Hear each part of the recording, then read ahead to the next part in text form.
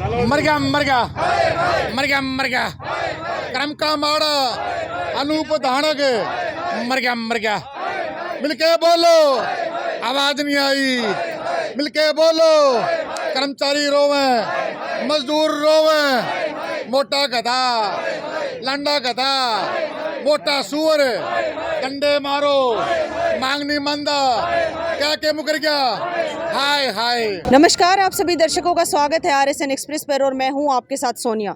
फिलहाल की अगर बात करें तो मौजूद है लघु सचिवालय के बाहर से, जहां पर भवन निर्माण मजदूर यूनियन के द्वारा श्रम मंत्री अनूप धानक का आज पुतला फूकने की तैयारी की जा रही है। कारण क्या है वो भी जान लेते हैं। नमस्कार सर। नमस्कार सर, किस वजह से आज पुतला फूक रहे हैं आप? ये पीछे कई सालों से निर्माण मजदूरों की समस्याओं को लिए लगातार 5 बार नेगोशिएशन हमारी हो चुकी है।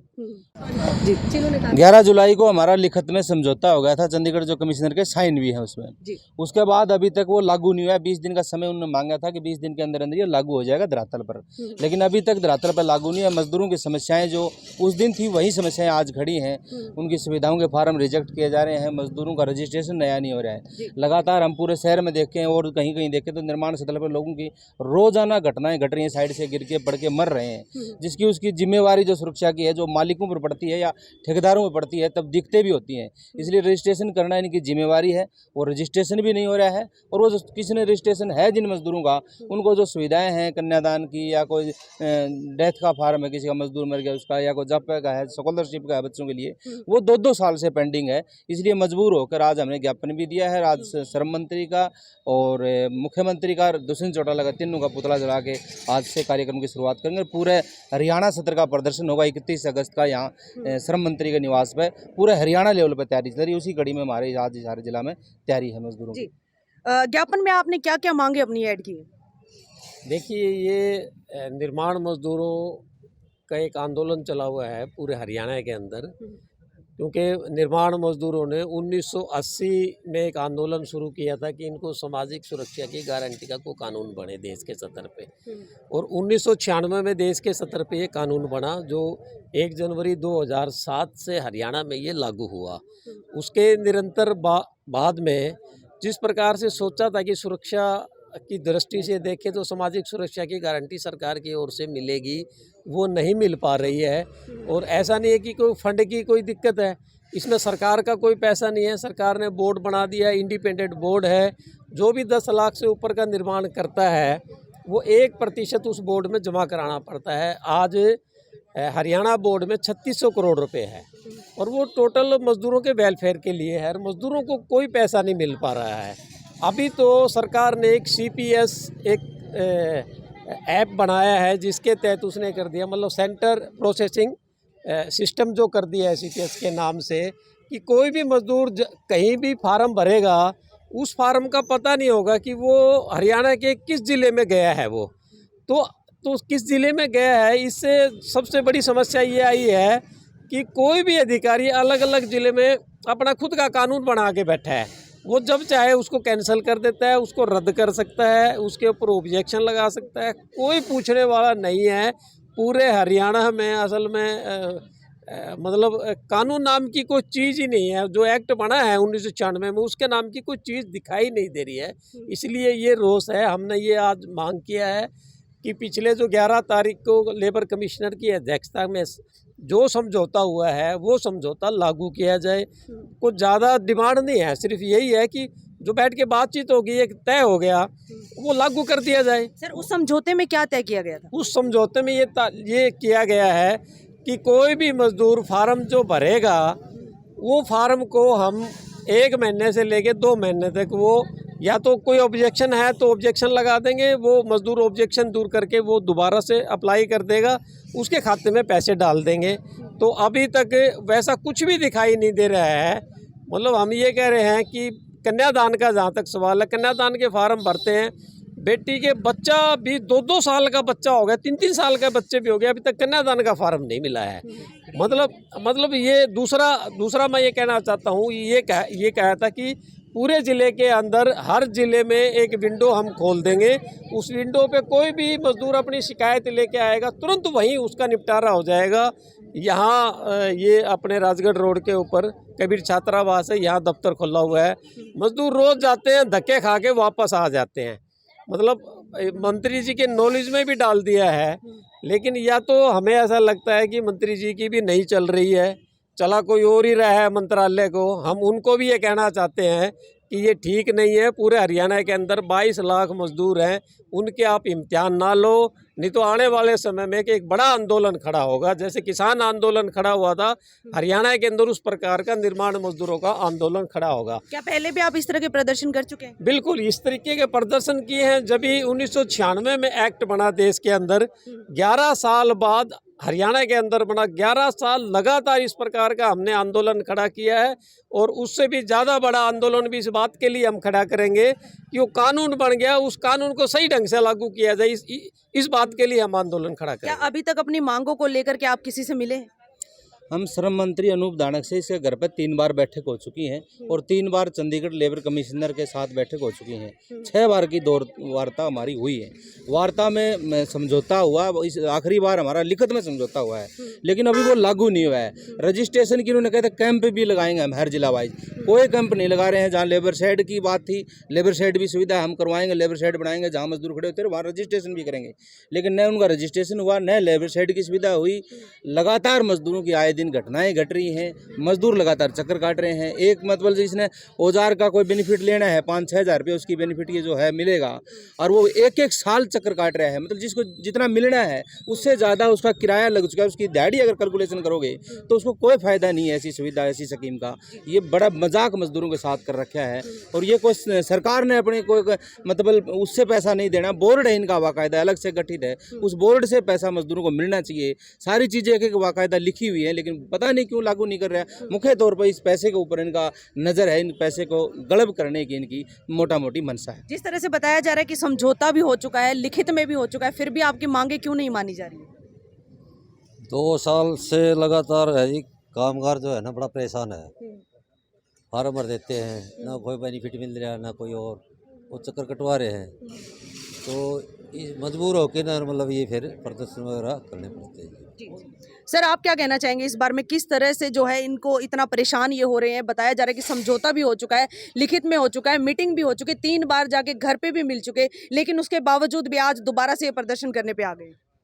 देश में और प्रदेश में 8 साल हो गए बीजेपी का राज हुए। जी।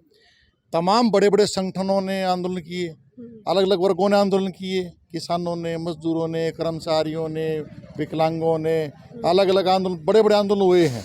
सरकार बुलाती है, बात करती है, मांगों पर सहमति प्रदान करती है, और भविष्य में जो इम्प्लीमेंट करने के लिए, उसको लागू करने के लिए परिपत्र जारी नहीं करती। कुछ करती है उसमें वट परंतु ऐसा अड़का देते हैं कि वो आगे अधिकारी उसको गोड़ मोड़ करके न उसको बेनिफिट देना चाहिए, वो नहीं मिलना चाहिए। ये तो उनकी परिपाटी है कि वायदा करो और मुकर जाओ, इनकी ये नीति और नीयत है। इस बात को लेकर के तमाम मजदूरों के अंदर इस बात का रोष है। जहाँ तक आज एक ज्ञापन और दिया है, आज CITU के हमारे नेतृत्व के तौर पर हिसार जिला के अंदर ये कि CITU ने और तमाम जन संगठनों ने पूरे देश के अंदर एक आंदोलन चला है कि जालो राजस्थान है, वहाँ पर एक निम्न जो गरीब परिवार का और एक गरीब परिवार का मतलब बच्चा, जिसकी वहाँ एक मुख्याध्यापक ने निर्ममता से हत्या कर दी, 1 महीने तक वो तड़पता रहा और उसकी मतलब फिर बाद में मौत हुई है। और वो कार्रवाई सरकार बिल्कुल ही धीमी गति से कर रही है, जो राजस्थान की सरकार है ये। उस बात को लेकर के न, और क्या कसूर था उस बच्चे का कि उसने उस मटकी से पानी पी लिया। सर, अगर यही बात है तो इस पे भी मैं आपको से पूछना चाहूंगी कि एक नई बात भी निकलकर सामने आई थी कि जब वहाँ पर मीडिया वहाँ पर पहुंची थी, जब वहाँ पर खोजबीन की, छानबीन की गई, तो ऐसा कोई मुद्दा निकलकर सामने ही नहीं आया, जबकि एक छोटा सा बच्चा जो उस बच्चे के साथ था उस दिन, उसका कहना था कि हम दोनों के बीच में किसी बात को लेकर लड़ाई हुई थी, जिस वजह से जो है अध्यापक ने हमारी पिटाई की थी, तो उस वजह से ऐसा हुआ। पानी की मटकी वाला तो कोई मैटर ही नहीं निकला। ऐसा है, जो बच्चा मरा है, जो शहीद हुआ है, उसकी कुछ सिस्टर वहाँ मौजूद हैं, 2-3 पड़ोस के बच्चे और हैं। वो गरीब परिवार से है, SC-BC परिवार से है, बिलोंग करता है। वो छुआछूत की बात आई, कौन नहीं कहता, ये तो बनावटी बात है, ये पेश कुछ भी कर सकते हैं। ये अभी गुजरात में क्या हुआ, अब वहाँ पर जो वानो है, अपने क्या नाम है बिल्किस बानो। अब जिसकी बलात्कार किया, 6 महीने गर्भवती थी, 17 उसके परिवार के लोगों को मतलब कत्ल कर दिया गया, उसकी खुद बच्ची कत्ल किया गया और एकदम कोरा बचा करके उम्र कैद की सजा हुई उनकी 11 लोगों की और एकदम बचा करके ना उनको 15 अगस्त को रिहा कर दिया। क्या है ये इस देश के अंदर? क्या न्याय बचा हुआ कहीं पर भी? ये बनावटी बात है। मुख्यतः आपको बचाने के लिए ऐसे मतलब बयान शोसेबाजी छोड़े जा रहे हैं। एक्चुअल में रियलिटी बात क्या करूं आपको, आज से लगभग 7-8 साल पहले बात है। हिसार में घटना हुई। हिसार में हमारा दौलतपुर गांव पड़ता उगलाना के पास, एक खेत के अंदर मजदूर हमारा जो SCBC वर्ग से बिलोंग करता था और सीरी काम करता, सीरी के तौर पर काम करता था, उसने उस मटकी से पानी पी लिया। उसका ठा करके जो दबंग टाइप का या जो सवर्ण जाति का था जो खेत का मालिक है, उसने उसका हाथ काट दिया था। ये तो ये सारी घटना है, ये तो आए दिन घटनाएं घट रही हैं। परंतु लिपापोती करने के लिए कुछ भी कह लो, आपके सामने है ये, और उसके बयान भी आए सारे के सारे। क्या मतलब गरीब आदमी को, दबे कुचले वर्ग को जीने का देश में अधिकार नहीं है क्या? इस बात को लेकर के न आज ज्ञापन हमने ये और 2 ज्ञापन दिया है। आपको लगता है कि आपके इस ज्ञापन के ऊपर कुछ अमल किया जाए? क्योंकि अगर अभी की भी मैं बात करूं, जहां पर अभी हम मौजूद हैं, आप देख सकते हैं कोरोना योद्धा जो बिल्कुल मौत की कगार पर पहुंच चुके हैं, लेकिन उसके बावजूद भी उनकी मांगे नहीं मानी जा रही है। तो आपको लगता है कि ज्ञापन सौंपने से या पुतला फूकने से कुछ होगा? अब तो मैं CIT में ट्रांसफर होकर आ गया। पहले मैं सर्व कर्मचारी संघ का जिला प्रधान था, ब्लॉक प्रधान भी था। 20 जून को वहां से रिलीव होकर के CIT में ज्वाइन करी, रिटायरमेंट हो चुका है। हम लड़ाई लड़ रहे हैं कोरोना योद्धाओं की। 22 मार्च 2020 को कोरोना घोषित हुआ था। हम कोरोना में काम किया, मौन ड्यूटी था, कोरोना में काम किया, इन्होंने काम किया। मुख्यमंत्री ने खुद घोषणा की थी सर्व कर्मचारी के प्लेटफार्म पर, कोरोना योद्धा खुद हम प्रदर्शन करने के लिए गए, अनिल विज है उसके निवास पर गए, शहरों में प्रदर्शन किया और मुख्यमंत्री ने खुद घोषणा की थी। वो विधानसभा तो एक बहुत बड़ी सभा है अपने हरियाणा की, उसमें बयान दर्ज हैं कि मुख्यमंत्री ने खुद कहा था जिन कोरोना योद्धाओं ने, कच्चे कर्मचारियों ने कोरोना काल में काम किया है, उनको कोरोना खत्म होने के बाद उनको हटाएंगे नहीं। दूसरी पोस्ट हमारे पास बहुत खाली पड़ी है, उनको मर्ज करके न कच्चे रखेंगे और समय के मुताबिक ही उनको पक्का करने की हम कोशिश करेंगे। खुद विधानसभा में प्रदेश के मुख्यमंत्री ने घोषणा करी, उस तय मुकर गया तो बच्चों क्या कसूर है भाई? यानी बड़े बड़े पद के ऊपर नेता अधिकारी बैठे हुए हैं, घोषणाएं हो जाती है लेकिन मानी नहीं जाती है। तो क्या उनके हक में पावर नहीं है, उनके हाथ में वो अधिकार नहीं है जिसकी वजह से जो वो बयान देते हैं उन बयानों पे वो खरे उतरे? देखो जी, बात यही है।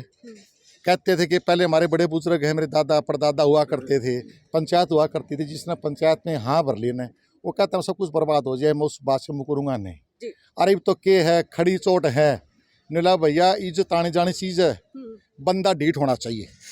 या नीति बीजेपी की है, यानी कि इज्जत तो आने जानी चीज़ है, आ जाएगी चली जाएगी, पर बंदा ढीठ होना चाहिए।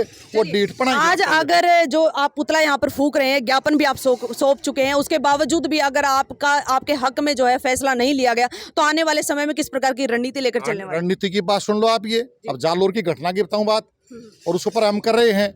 और जो अभी गुजरात में जो अभी जो हुआ, अभी सरकार ने जो किया है बिल्किस बानो का जो है मामला, उसको लेकर के शाम को शहर में मसाल जुलूस निकाला जाएगा। 5:30 बजे 4 नंबर गेट HU से सेक्रेट तक आएंगे यहाँ, और इनके बारे में जो कोरोना योद्धाओं के बारे में आंदोलन होगा। और 31 तारीख को घोषित कार्यक्रम है भवन निर्माण मजदूर का, वो इसका जो श्रम मंत्री घेराव करेंगे। हम चुप नहीं बैठेंगे, इनके खिलाफ आंदोलन जारी रहेगा।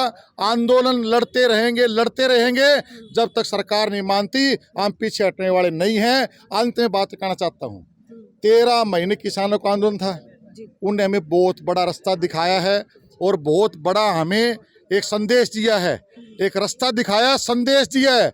और हमें ये जीत हासिल करने के लिए हमें फार्मूला दिया है ये कि लड़ोगे जीतोगे, वही फार्मूला हम आपके बीच में है। चाहे हमारा ये सामाजिक काम है, चाहे हमारा CIT का काम है, जो आंदोलन है ये लंबा लड़ करके जीतेंगे और सरकार को हरा करके दम लेंगे, पीछे नहीं हटेंगे। यही कहना पे। तो फिलहाल की अगर बात करें तो मौजूद है लघु सचिवालय के बाहर से, जहां पर भवन निर्माण मजदूर यूनियन के द्वारा एक रोष प्रदर्शन किया जा रहा है, जिसमें कि डिप्टी CM और श्रम मंत्री जो अनूप धानक है, उनका पुतला फूकने की तैयारी हो चुकी है। आप देख सकते हो पुतला फूका जा रहा है, क्योंकि श्रम निर्माण की तरफ से जो सुविधाएं इनको दी गई है, उन सुविधाओं को परिपूर्ण वो कर कर नहीं पा रहे हैं, उनसे ये वंचित है अभी तक। इस वजह से आज ये रोष में है, गुस्से में है और आने वाले 31 तारीख को बहुत बड़े लेवल पर प्रदर्शन किया जाने वाला है अगर इनकी मांगे नहीं मानी गई। तो आप देख सकते हो लाइव जो है पुतला फूका जा रहा है, जो कि श्रम मंत्री अनूप धानक का है, डिप्टी सीएम दुष्यंत सिंह चौटाला का है और सीएम यानी मुख्यमंत्री मनोहर लाल खट्टर का है। आप देखिए जिस प्रकार से जो एक रोष है, जो एक गुस्सा है, उसको पुतला फूकने के उसमें ये लोग निकाल रहे हैं अपने गुस्से को। और उम्मीद की जा रही है कि आज एक ज्ञापन सौंपा गया है जिसमें इन्होंने अपनी मांगे भी डाली है। देखते हैं आने वाला समय ही बता पाएगा वो तो कि क्या इनकी मांगे मानी जाएंगी, क्या इस पुतले का और इस ज्ञापन का कोई असर इनके ऊपर होने वाला है। क्योंकि पहले भी जो है लिखित में समझौता हो चुका है, पहले भी घर जाकर के अनूप धानक जो श्रम मंत्री हैं उनके घर जाकर के 3 बार मीटिंग भी हो चुकी है, जिनमें कि इनकी मांगों को लेकर जो भी इन्होंने मांगे रखी थी उनको लेकर के एक आश्वासन दिया गया था कि आपकी सारी मांगों को माना जाएगा, लेकिन अभी तक ऐसा कुछ हो नहीं पाया है। तो आप देख सकते हैं किस प्रकार से जो है पुतला फूका जा रहा है।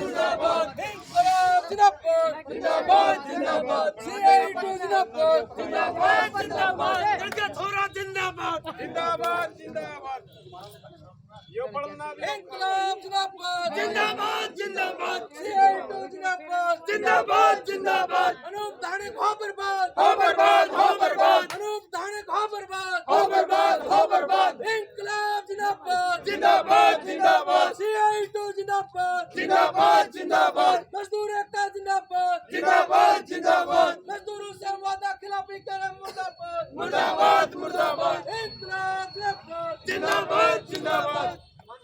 देख सकते हो किस प्रकार से जो है इंकलाब जिंदाबाद और हाय हाय के यहाँ पर नारे लगाए जा रहे हैं, किस प्रकार से अपना गुस्सा जो है मजदूर यूनियन के द्वारा दिखाया जा रहा है। तो आप लोगों का इस बारे में क्या कहना है, कमेंट बॉक्स में अपनी राय जरूर रखिएगा और वीडियो को साथ के साथ शेयर भी करते रहिए।